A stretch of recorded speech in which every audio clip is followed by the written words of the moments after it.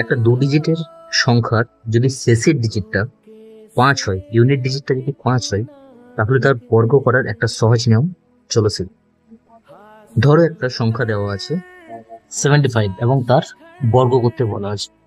তাহলে দেখো কিভাবে করব।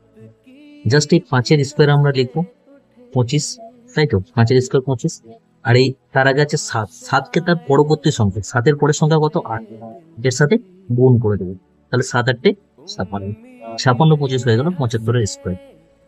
সিমিলারলি যদি আমাকে 45-এর স্কোয়ার বার করতে দেবে, তাও দেখো শেষের ডিজিটটা 5 আছে, তাহলে 5-এর স্কোয়ার লিখবো আমরা 25, আর 4কে ঠিক তার পরের সংখ্যা, 4-এর পরের সংখ্যা কত? 5, তার সাথে গুণ করে দেবে। তাহলে 5 4 হয়ে যাবে 20, 20 25 হয়ে যাবে 45-এর স্কোয়ার। ক্লিয়ার? তো শেষের ডিজিট যদি 5 থাকে, এরকম যে কোনো 2 ডিজিটের সংখ্যার স্কোয়ার এত সহজেই বের করা যায়।